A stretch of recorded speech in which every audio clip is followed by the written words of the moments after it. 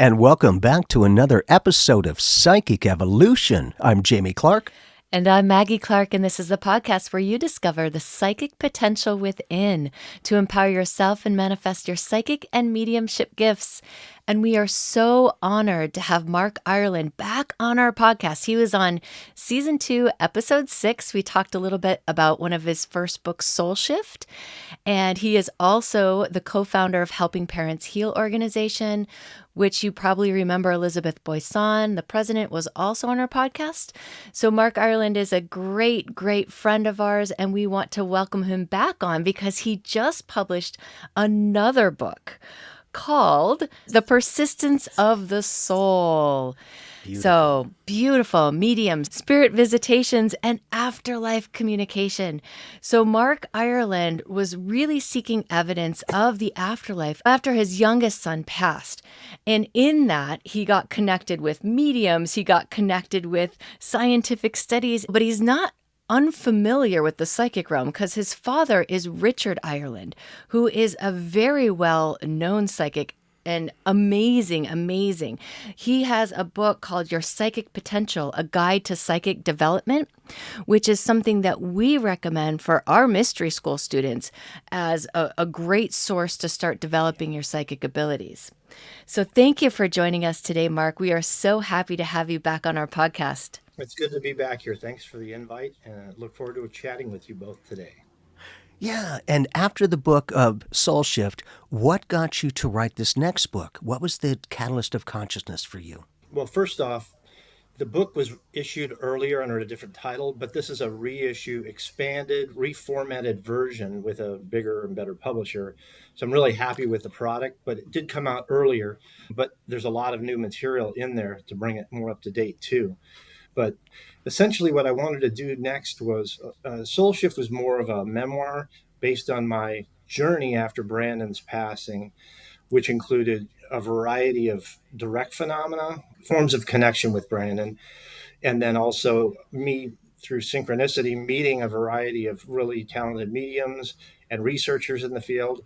And then 4 individual readings I had, and one was with you, Jamie, which was great. And then putting that all together and then assessing it at the end in kind of a summary of my conclusions through everything I'd been through. So that was more of a personal journey memoir type of book.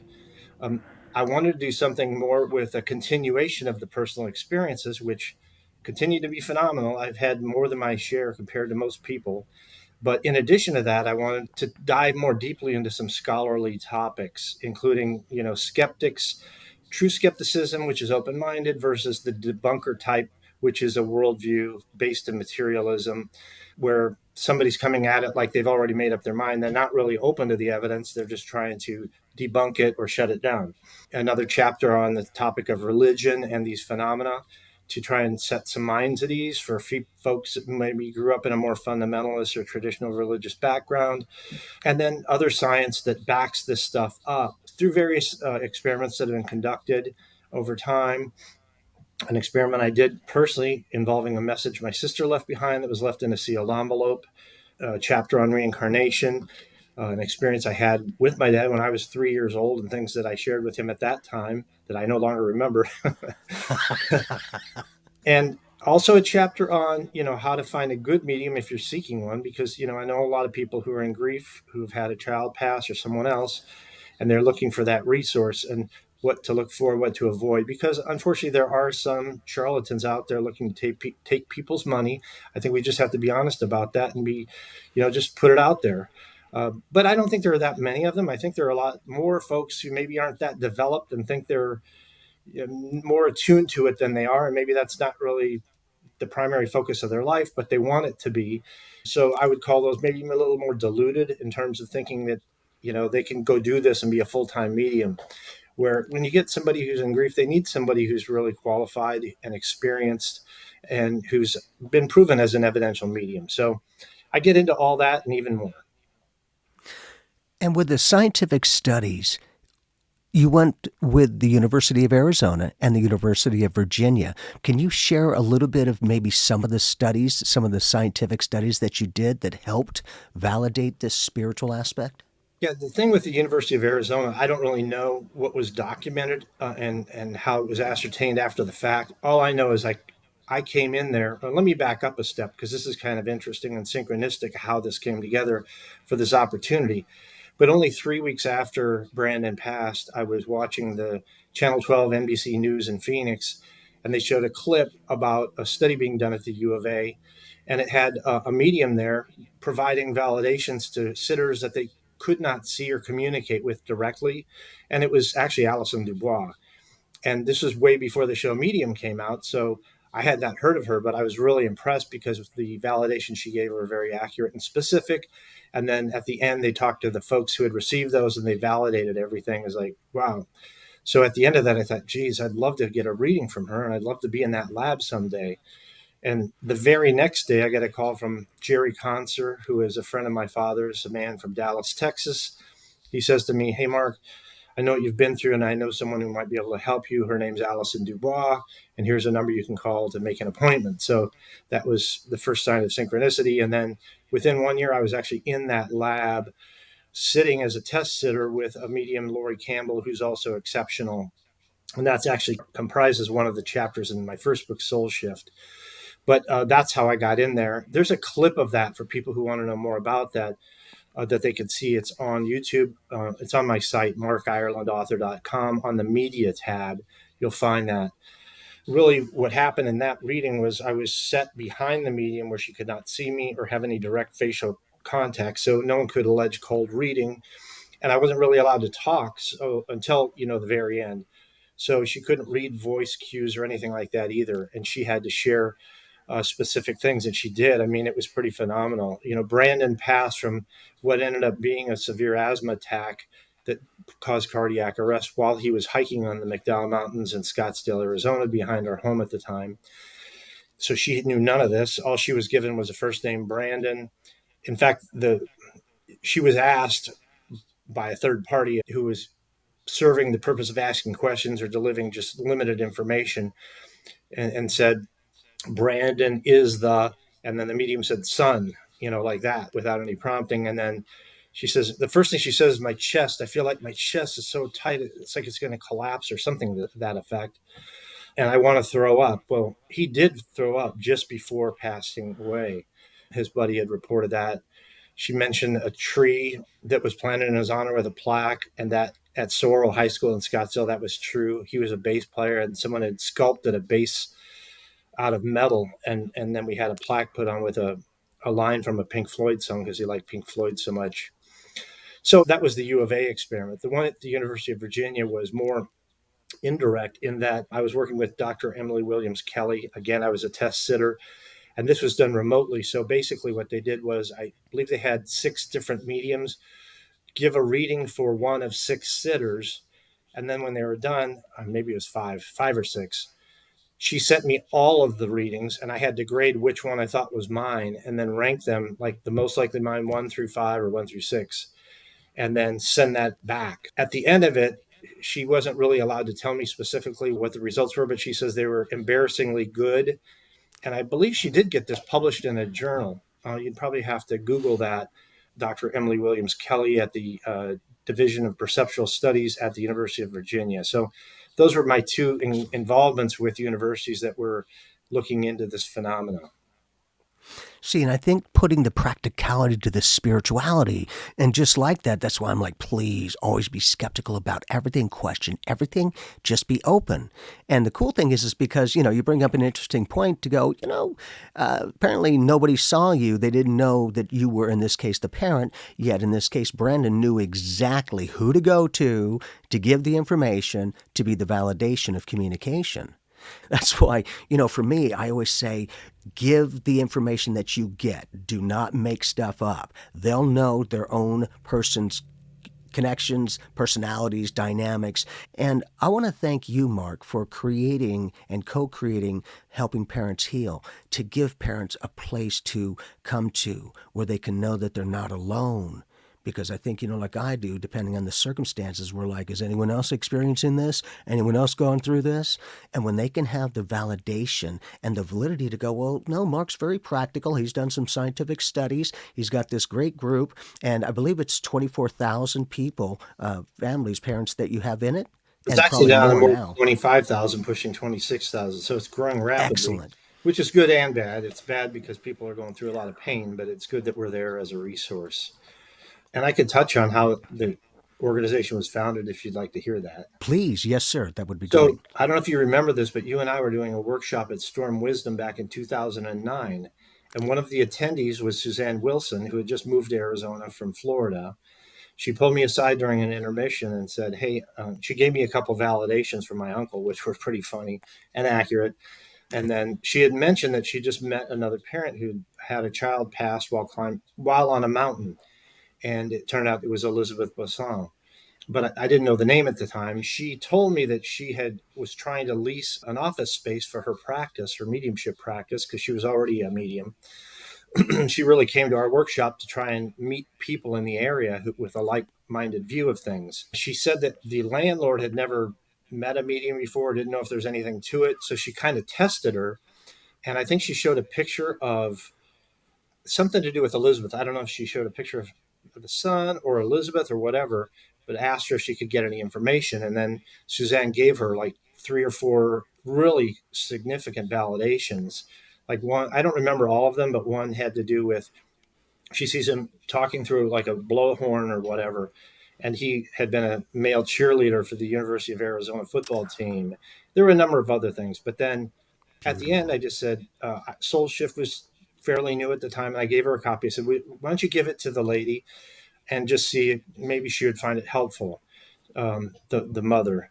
And so she did pass it on. And I think it was a day or two later, I get a call from Elizabeth and she's like, I want to meet you. I've read your book and it was great. So Susie and I met her over dinner or a happy hour. And she said, well, I'm starting this parents group called Parents United in Loss.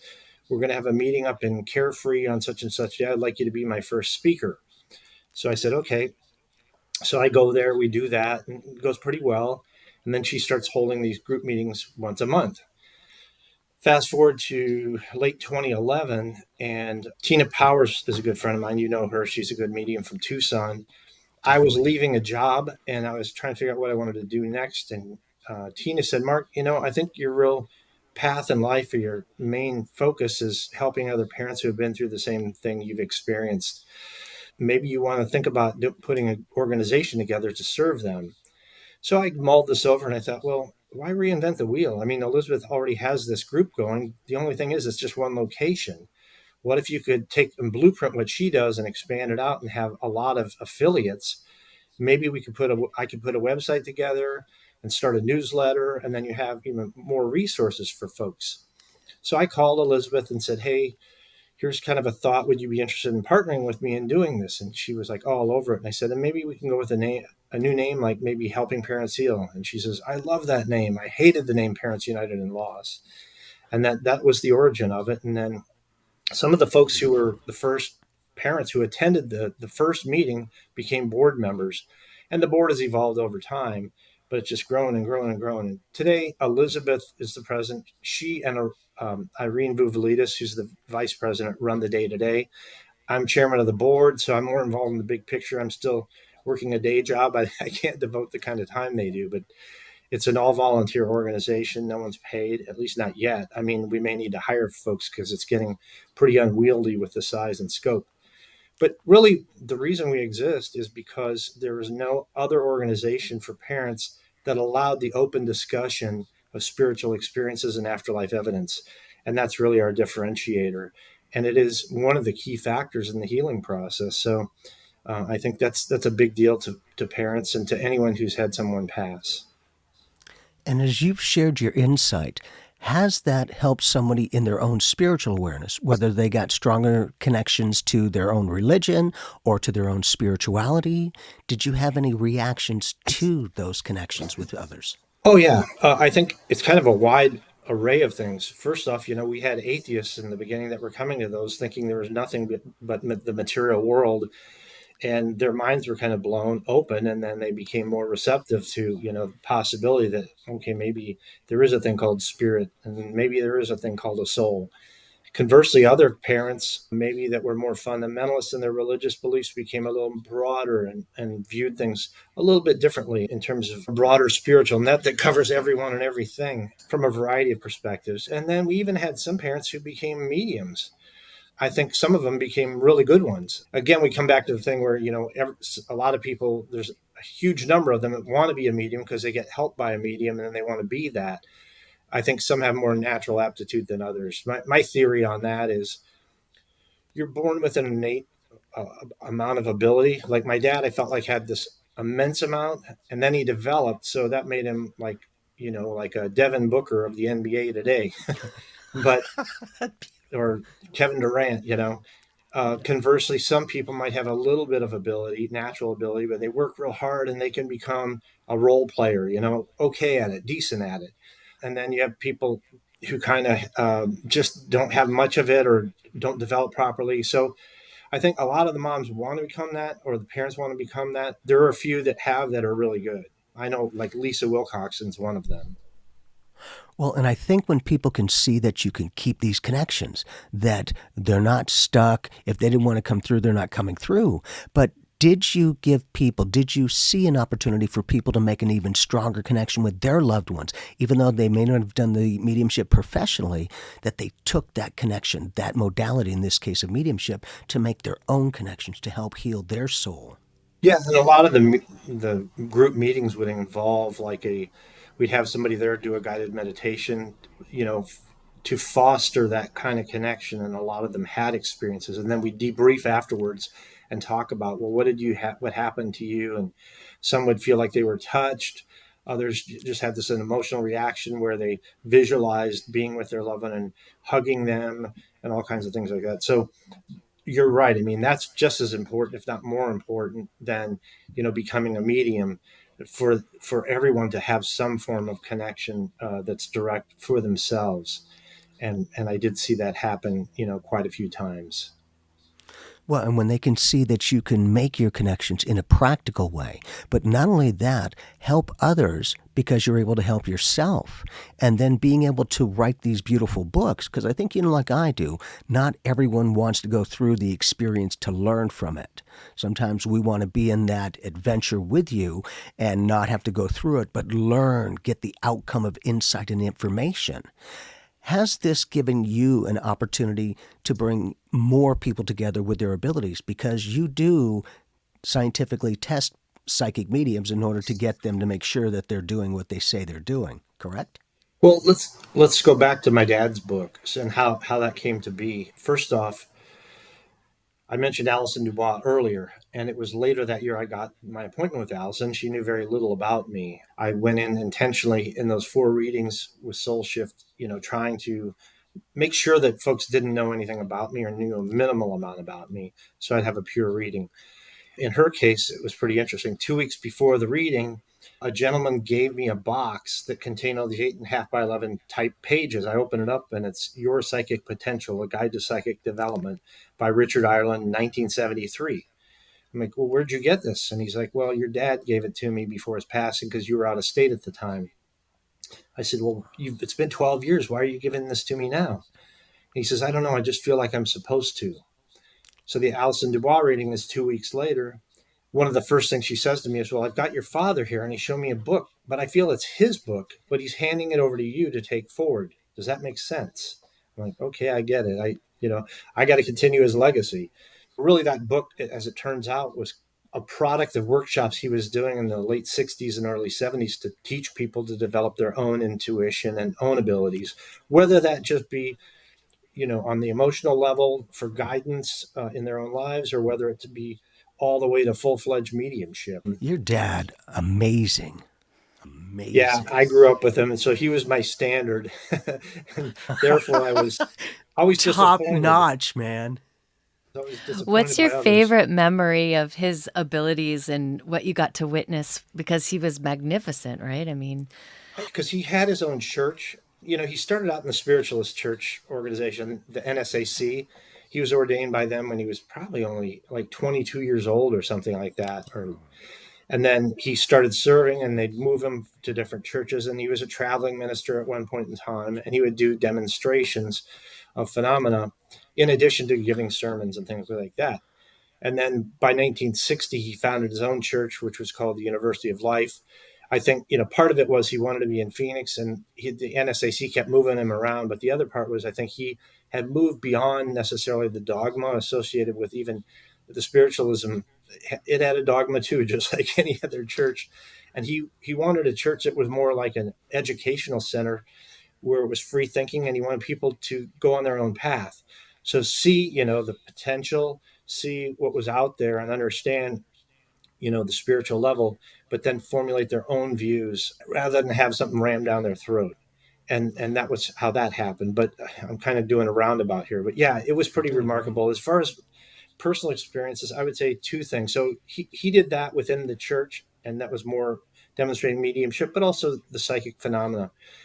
In secular areas, whether it be, like Rotary clubs or TV shows or even nightclubs, he would do a psychic demonstration where it was called blindfold billet. He put 10 strips of Johnson & Johnson medical tape over his eyes, which is, if you've ever seen that, the adhesive is so strong, it's hard to get off the roll, and it seals very tightly against the eyes, and it's opaque. And then he put 3 black blindfolds over that you couldn't see through. They were opaque as well. And then more tape here so no one could allege he somehow could peek down, at the see messages. through his nose too. Yeah. And so he would get these pieces of paper called billets. That's a French word, I guess. And people would write a question and have their name on it. And he would answer them and go way off what was on the paper, providing first, last names, job details, marital situations, children, predictions about childbirths, pending childbirths, and things like that.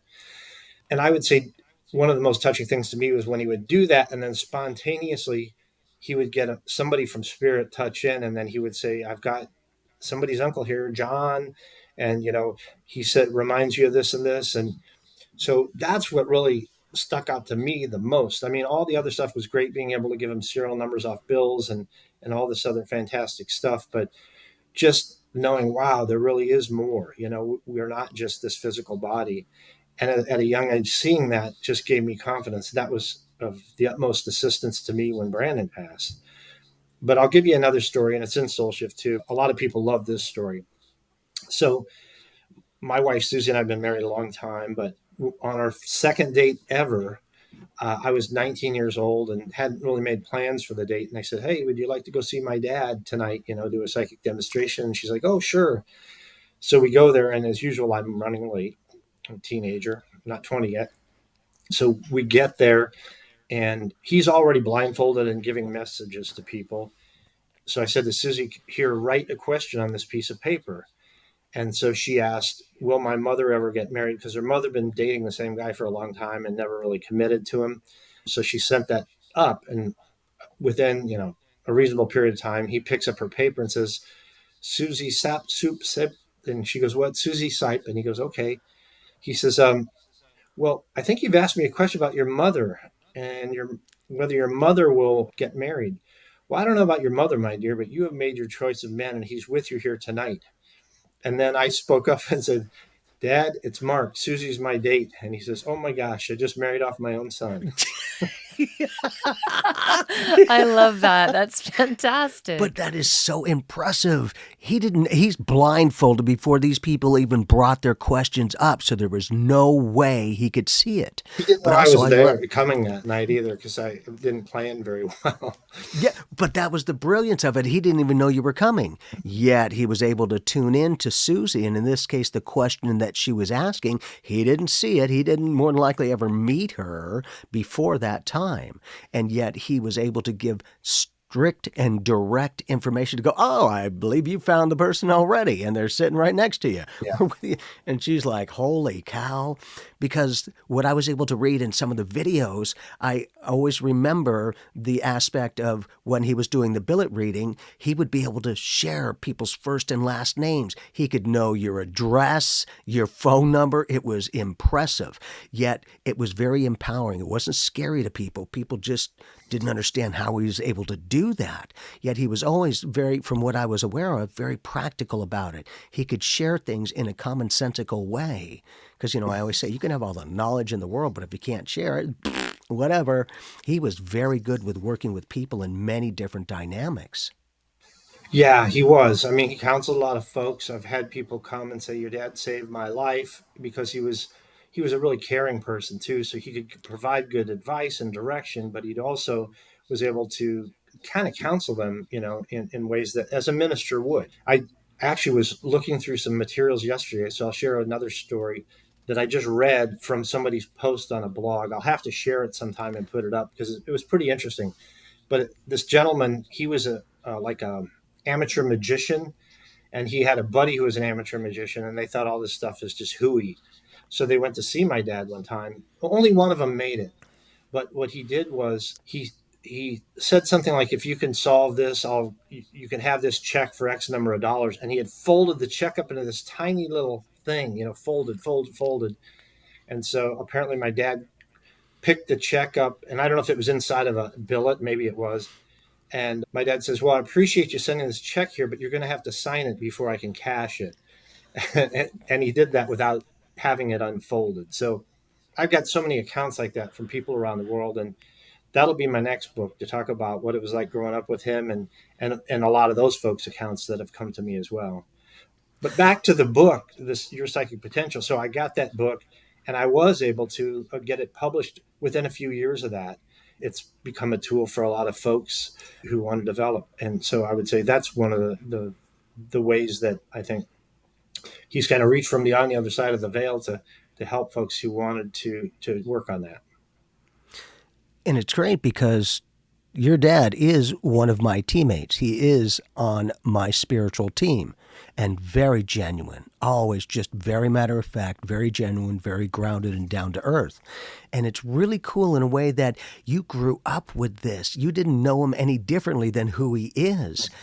Did you use your abilities at a young age because maybe you were connected to dad? I don't know. He always said I was very psychic. I never really saw it myself. And I think part of that was I saw what my dad did, and I thought, I'm not that. And everyone else who he said was psychic, they couldn't do that. So they're not psychic to me. You know what I'm saying? It was a high Right. standard. So I He's a didn't, mate. Yep. it wasn't until I was an adult and really actually started looking at this more deeply and doing my own research and things to figure out, okay, he was, like an alien, I guess. There aren't many like him.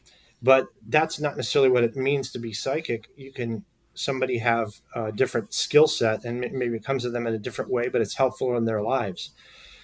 Over my life, I've had a number of spontaneous things that were pretty compelling, but I never had a sustained interest in developing. I think part of it is not, I don't necessarily want it. Who wants to be their parent exactly?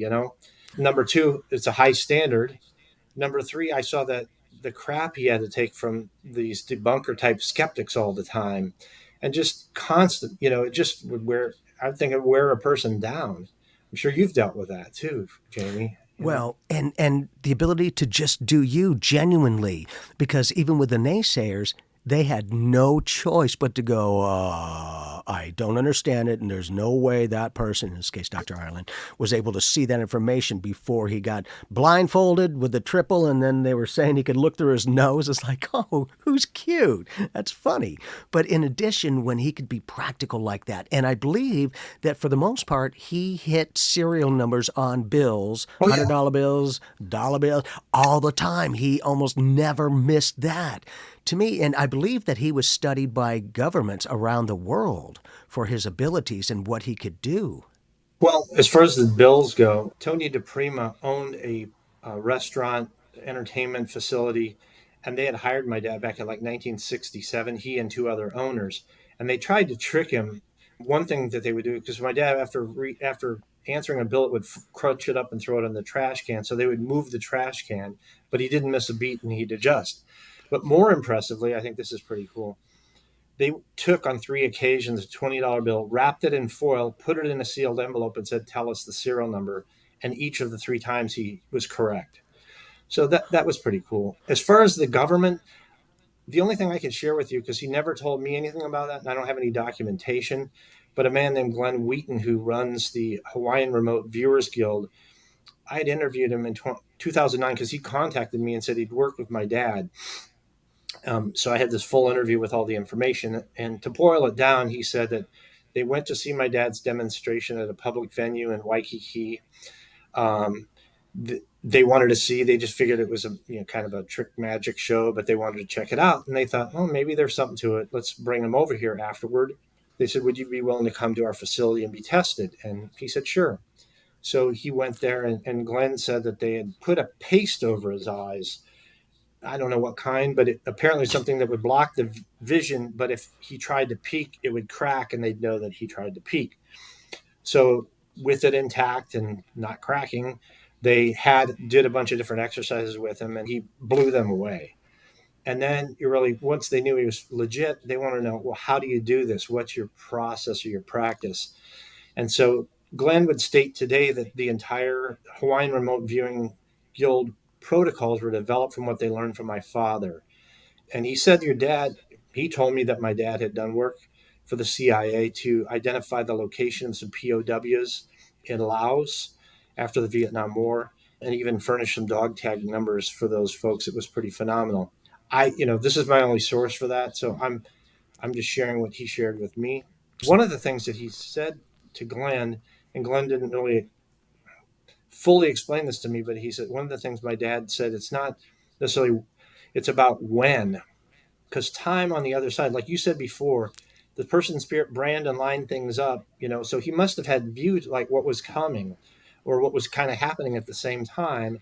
So he was able to orchestrate stuff to get the information that I needed. Much like this, it sounds like my father was saying, hey, it's when. So you put your mind into a future or a past situation, sometimes to identify something. And I know Dr. Dean Radin's conducted experiments that kind of validate that whole idea, because I think his protocol was to have someone sit in front of a screen, and then an image is going to come up that's either comforting or disturbing or whatever. And they're taking a person's EKG, I think, and blood pressure at the time. And what he noticed was that a few milliseconds before a disturbing image was shown, there was a definite change. So it was before they even saw it that it kicked in. And I've got some other stories about my dad pertaining to that sort of thing that are really interesting, if there's time. Yeah, heck yeah, man. We'll take the time. That's beautiful. And did it give you the ability to be refined with what you were doing? Because if Dad had a pretty good idea of what's going on, was he able to go, hey, I saw you at this place with this person. You may not want to do that again, or, whatever the case is. Was he able to share that? And did that give you more of your own strict interaction with other people? Because Dad usually knew what was going on in your life.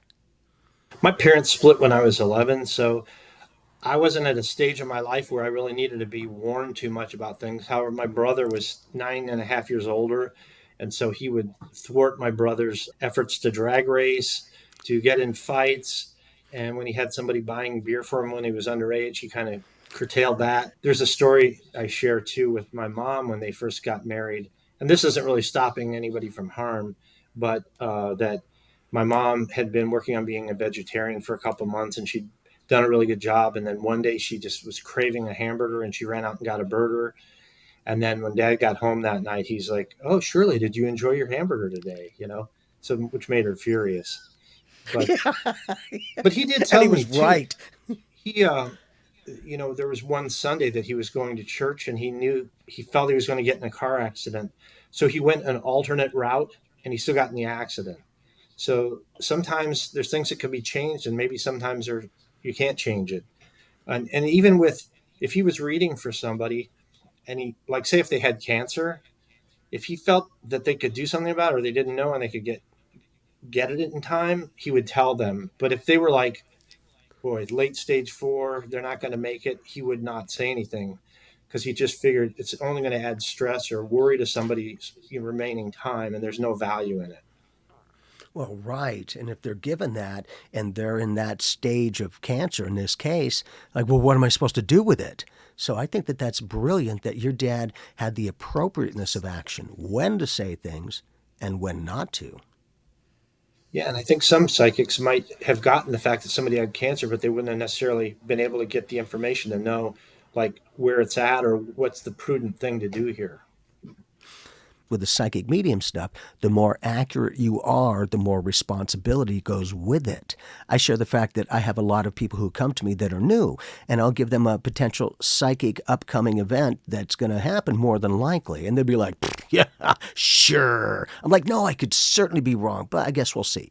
They usually call back on, what else you got to say? Because I thought you were full of crap and everything happened. Now I say, for that particular person, now anything and everything coming out my mouth to that person is the gospel. Because they thought all that other stuff was a bunch of crap, and then it happened. And I think that that brings up an interesting point with your dad as well, and that is, as a medium, and again, everyone has the ability, do they want to use it and what level do they want to take it to?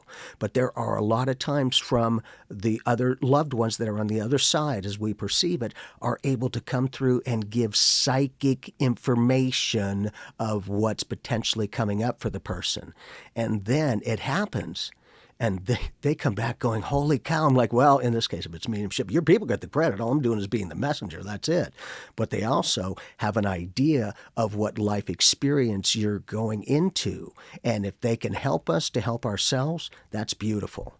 Because in doing this work for most of my life, I always say I trust your loved ones on the other side more than I trust you to know or even remember whatever, validation or information is there.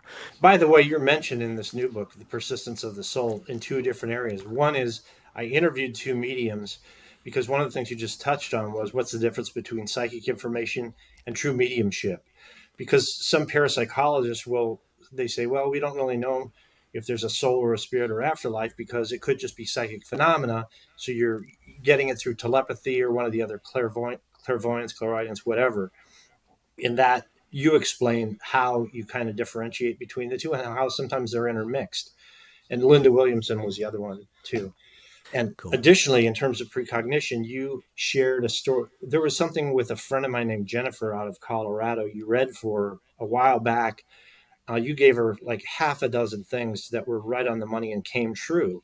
In fact, even a friend of hers who had cancer, you even gave the exact date of death. And it wasn't a negative because she knew she was terminal anyhow. Was your dad able to help you in a way with Brandon's graduation?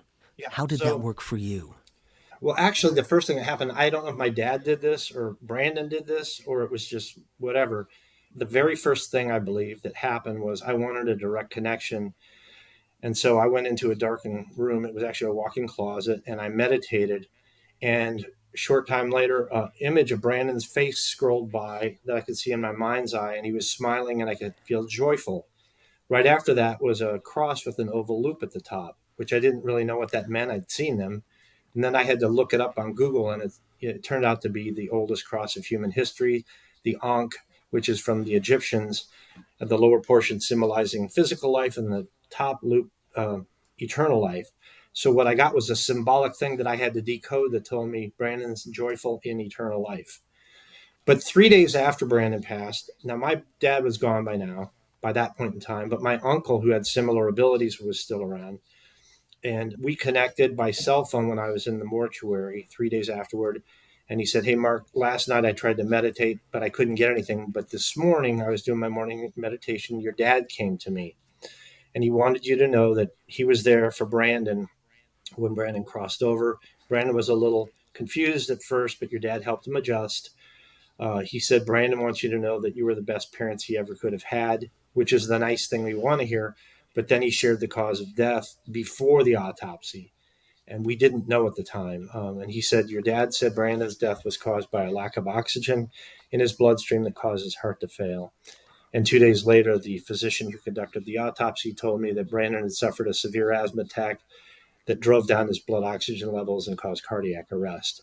So that was the first. But really, if you went through those first four readings I had that were documented in Soul Shift, there were several different affirmations of very pretty much the same thing. And you were one of them. You had said you saw him on the side of a mountain, kind of a deserty area, which was exactly right. And then someone was there to meet him. I can't remember off the cuff if you said his grandfather or not, but you hit the nail on the head there. So yeah, there were Excellent. there were a number of those types of things that were very helpful. In fact, when I shared them with family and friends, it helped not just me, but a multitude of folks who knew and loved Brandon. And I love that because when we're able to be more evidential, when we can give personalities and circumstances, dynamics, names, then it allows that person who we're reading for to open up a little bit more comfortably. And not only that, to make their own connections. Because I always say, to me, the biggest gift we can give ourselves and our loved ones is to connect with them like they're connected with us, learning to live with them in their new world like they're learning to live with us in ours. And it becomes the co creation of connection. In that ability of having these validations, did that spur your own spiritual awareness to increase, to expand? What did you do? Growing up, like I said, I didn't really follow my father's path. I went, got a college degree, went into the business world, got married, had a couple of kids, and was kind of focused on the achievements within my career path and all that as the main focus. I'd never forgotten the spiritual. I'd never, dismissed it. I still, thought about that and had confidence in spiritual realm and I would pray and things like that. But I think, when Brandon passed, it was a catalyst that just pushed me into a whole nother stratosphere, not just in terms of my own practices, but in terms of, all these things that unfolded for me. So it was broader than just my own spiritual path. That's where all this synchronicity started happening, where I met all these different people. Like, how did I meet them? How did I meet them? And now if I look at everyone I know today, it's pretty crazy. So I feel like my spiritual path is, at least for now, it's helping parents heal. It's talking and sharing experiences like this way. It's the books, and it's even talking to people who I encounter on a day-to-day basis who may be interested or but not familiar with all this stuff. On my own, I've had some experiences that were definitely signs of mediumship and or psychic stuff. So I know it's there latent. Maybe later on I'll use it more. I mean, it's been pretty remarkable at times. I'll tell you one. So Tina Powers and I went to a church called the Golden Gate Spiritualist Church in San Francisco for 3 years in a row. And I would do a talk, and then she would do readings for the congregation. So this church was founded in 1924 by a woman named Florence Becker, who by all accounts was very similar to my father in her ability level. She passed in 1970, but folks had kept the church going after that. So anyhow, one of the years that we went there to do our thing, she was like, "Mark, I think you're going to get a message. Will you share it with the people there?" I said, "Sure. If I get something, I'll share it." And then, but she kept bugging me about it. Like she was afraid I wasn't going to do it. So she repeatedly bugged me, and I said yes every time. Even the day we walked into the church, going over the threshold into the doorway, she's like, "Mark, if you get a message, will you share it?" I'm like, "Yes, Tina, yes." So I go in. We're about 30 minutes before the service. I sit in their healing room. There's people doing laying on of hands healing. I sit on this bench for an organ or piano, and I just shut my eyes and try to quietly meditate. And I sat there for a long time, and this name popped into my mind, Max. And then immediately after that, I got Maxine. I thought, oh, maybe it's Maxine and not Max. Now, I didn't see it. I didn't hear it. It came in like an idea, okay? Just like an idea or maybe a Information. memory or something like that. Just popped in. It came time for me to talk, and I shared my talk. And at the end, I said, well, Tina made me promise that if I got anything, I'd share it with everyone. So do the names Max or Maxine mean anything to anyone here? And the pastor, his name was Dell, his jaw dropped. He's like, well, Max and Maxine were twins born to the church founder, Florence Becker. They were delivered stillborn and grew up on the other side in spirit. And he says, I think we know who is here right now. And then he proceeded to tell me this is a secret that's only known by a few longtime church members. After which he takes me upstairs to show me a painting that I believe Florence Becker painted. It was a landscape with a long winding road, and at the end were these two little figures. He says, that's Max and Maxine. So it's funny. I think what it showed me is how subtle that was to get something that was so significant to someone else. And with, I mean, two names that aren't common, and not just one name, but two names, are very specific. So I think there's a latent ability there if I wanted to nurture that. But then again, if I wear that hat, then do I give up kind of this independent, balanced persona, of somebody who does journalistic work and all that. I don't know. Maybe at some point in time, we'll see. Or finding your balance, Yeah, there walking you go. multiple worlds at once. Yeah. And That's a I don't, huge dynamic. yeah, I could even do it like some folks do and just develop that to work with people that I encounter on a day-to-day basis and not promote it or not try and do anything on any big scale with it too, just to serve where I'm needed. And you're part of the way there. I mean, you've created a medium certification program. So all you would have to do is complete the program yourself, right? There you I go. mean, if you chose to. Tell us a little bit about your program. And what does So this entail? yeah, so after Soul Shift came out, I had a bunch of people coming to me looking for mediums. They're like, "Hey, who's good? Who can I trust? Who can I go to?" At that time, I didn't know. I knew maybe a half dozen that were good. A lot of them were celebrities, and they had long wait lists, or some charged more than others.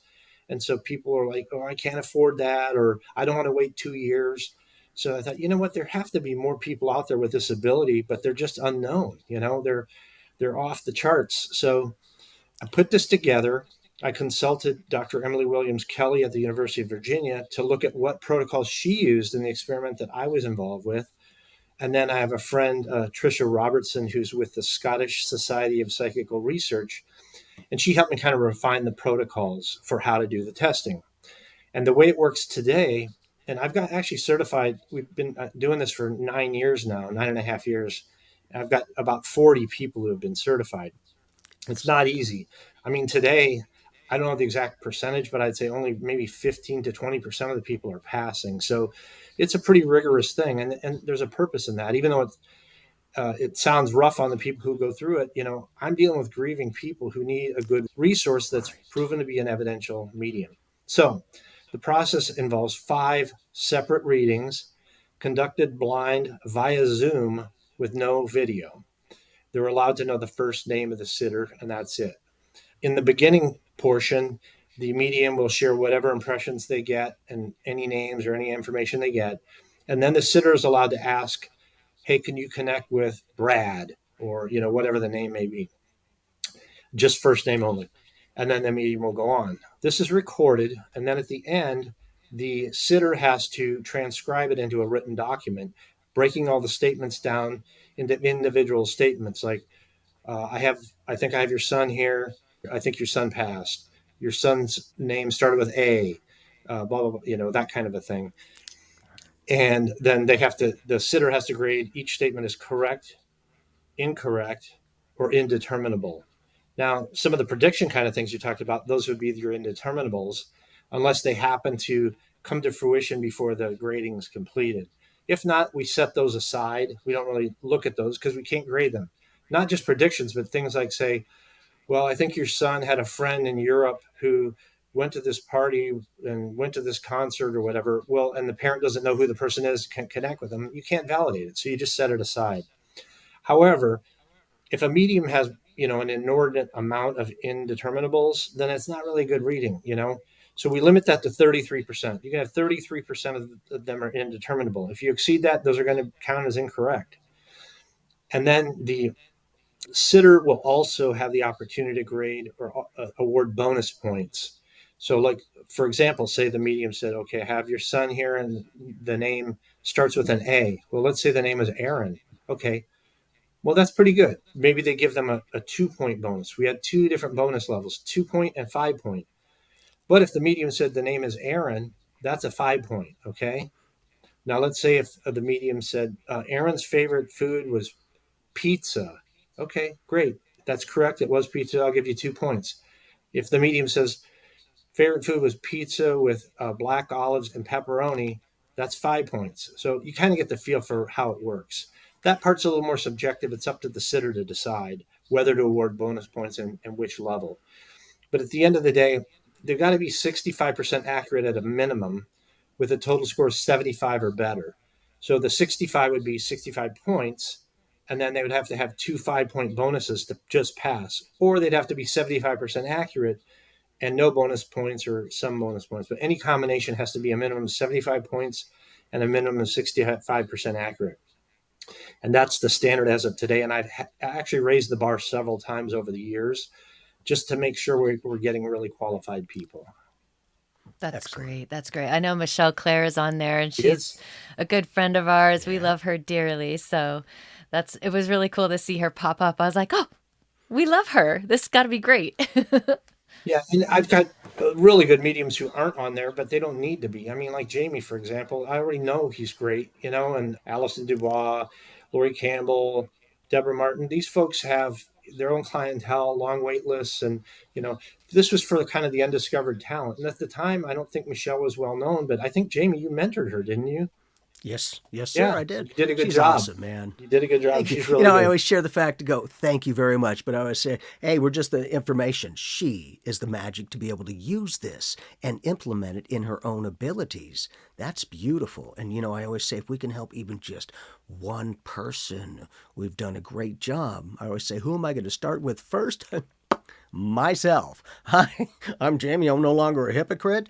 I will always be of service to others and I keep myself included.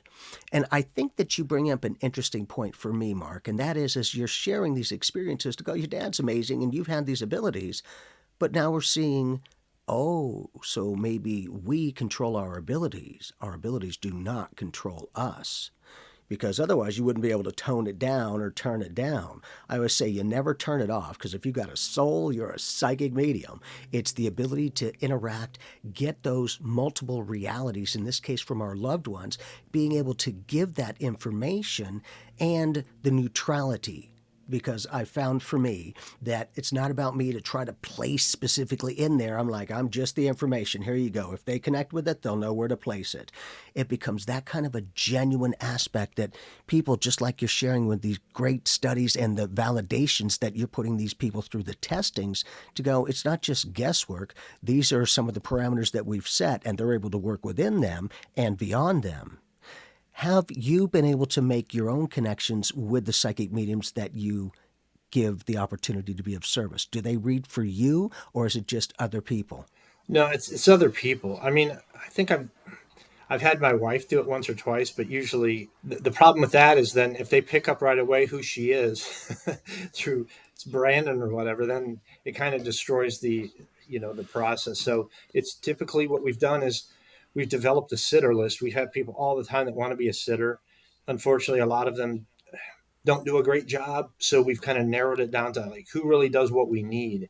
Some folks just come wanting a free reading, and we make it pretty clear, hey, you're going to have to do the work on the back end. You have to grade this. You're going to have to go through all that process.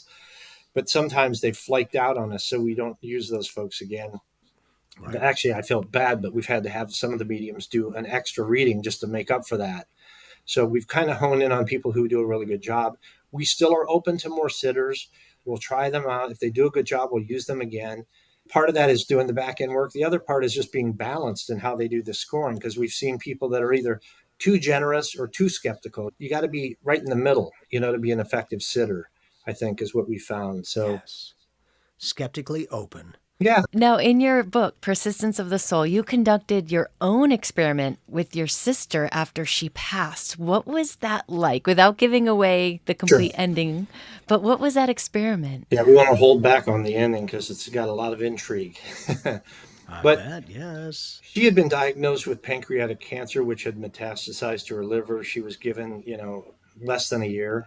I had read about the Houdini experiment that Harry Houdini had basically given his wife a secret code before his passing. And after he died, a medium named Arthur Ford actually solved it and came forth. But then all these skeptics came out of the woodwork and said, oh, they were in cahoots together or this or that. So if you Google it today, it'll say it's never been solved, but it actually has been. They denied any, you know, collaboration in that effort. So I just think it's the typical debunker kind of thing that squashed it all. But anyhow, knowing that experiment, I asked myself, well, what was wrong with this experiment to where someone could claim that it was fraudulent? I thought, well, because any living person knew the code. So if no one had known the code, then you couldn't assert that. So what I suggested to my sister was, would you like to try and do an experiment that might give some people hope and help them? And she was game. So I had her, I said, write some code word or write a phrase on a piece of paper seal it in this envelope, and then seal it, and then write your initials. And she did. And so basically we had that. And then I pulled together a team of people to work with on it. One was Dr. Don Watson, who was a neuroscientist. He lived in Kansas at the time. He's since passed, but he helped me, coordinate the protocols for that. And essentially, we went out to a team of mediums, and then they gave their impressions as to what Robin had written down.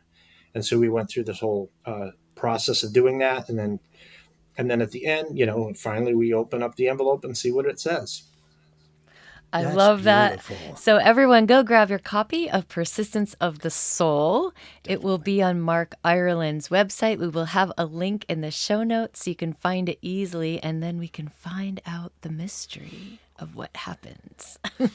And as people come to me as a medium, I always say, to me, I never ever talk to the dead. There are none. To me, as we perceive death, and I always say I'm not a doctor or a scientist, but as we perceive death is we die in this dimension and then we go to the other side after this. And my thing is one, everything's spiritual.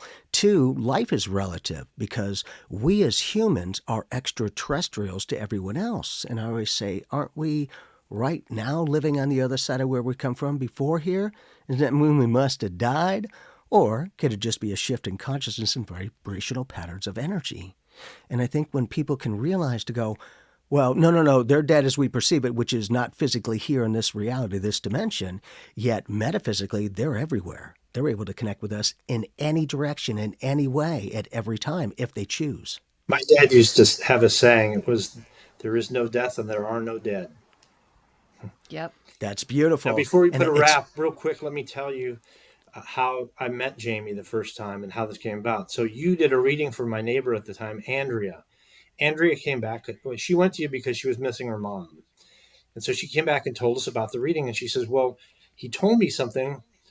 And this is called a drop-in. Drop-ins are some of the most confirming or validating mediumship sessions because you're not reading directly for a person. You have a proxy there.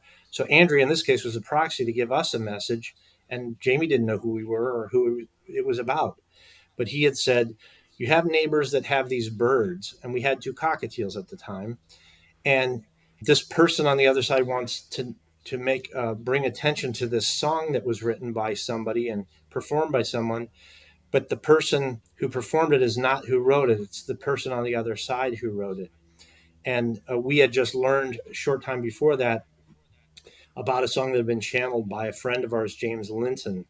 And this is documented in the Soul Shift, but the Reader's Digest of this, the short version is that my wife Susie was sitting at the foot of our bed one day, and she felt Brandon's presence and saw him as a shadow figure out of her peripheral vision.